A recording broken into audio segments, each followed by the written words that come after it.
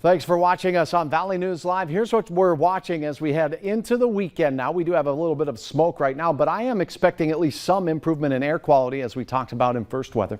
A few severe thunderstorms are possible, and some of us will go without seeing much rain at all. And there is a little rain possible for some of us with regard to those storms. Let's take a look at your forecast and the area of concern for severe weather tomorrow. It's a first alert weather day, so we go through your Saturday afternoon mainly and into the evening hours. Where you see this light green shade here, we're just going to have garden variety thunder shower chances, but it's going to be a small chance. The best chance of any energy of the atmosphere will be in our southern counties, so you can draw a line along Interstate 94 and in Minnesota along Highway 10. Along that route and point south, we'll have a chance for a few storms to become severe. The main risks will be gusty straight line winds and some sizable hail.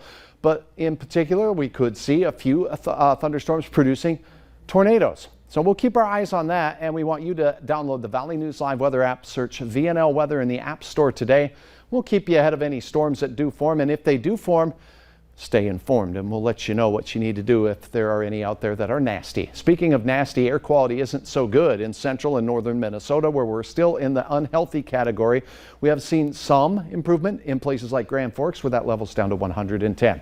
First alert weather day is for Saturday, and here is a look at the reduced visibilities that are in the Thief River Falls area right now, but the rest of us have 5 miles or better for visibility as we are kissing 80 degrees in both Moorhead and at Hector.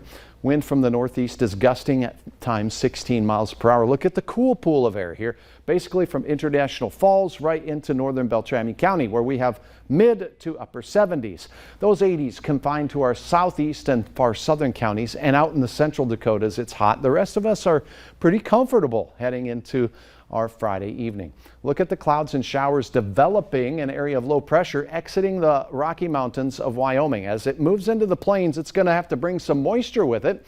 And if it does, some of us could see some more potent thunderstorms. Your hour-by-hour forecast spells it out. First and foremost, tonight we cannot rule out increasing clouds and a spotty sprinkle, but nothing too substantial. So I wouldn't bank on any rain tonight. Temperatures to start your day will be refreshingly cool again, and overnight we could get a batch of thunderstorms that work their way out of the west. I do not anticipate these to be severe, and the best chance will be, as mentioned, along and south of I-94, but particularly near that South Dakota border. So we're hopeful that you get some rain out of that, but as we go through the day, we'll have a fair amount of clouds.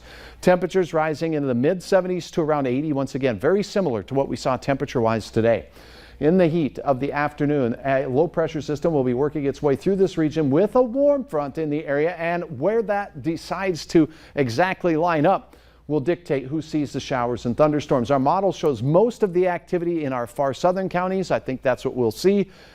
That means anybody north of, say, Interstate 94 is going to stay fairly dry throughout this entire event. As we go through, we'll keep you advised. But tomorrow morning we'll have clouds. I can't rule out a morning sprinkle or shower, particularly far south. Temperatures warm up to near 80 once again. Best chance of storms here in the FM area will be later, likely more after the dinner hour than in the dinner hour, as we cool back into the 70s. A photo, very common sight these days. Mandy captured this on Otter Tail Lake, that sun trying to make its rays through the thick smoky air. After the first alert weather day on Saturday, Sunday looks a lot quieter, mid-80s. And take a look at this, 86 on Monday. Now we'll give you a full screen view of this thing. How about we check out that 7-day forecast? The smoke remains a part of the forecast with hit and miss shower chances as we go through next week. Now, some good news is that the rain showers this past week that fell in Ontario seem to put a damper on some of the volume of smoke coming out of those fires. They may ramp back up, but for now we'll leave the smoke in your 7-day planner. Good to see that smoke subsiding a little bit more rain. We'll keep those fingers crossed. Both things necessary. Yeah, that'd be nice. Thanks so much, Hutch. Next on Valley News Live at 5, there's a good sign that the U.S. economy is bouncing back, but we'll explain why it just may be too early to celebrate.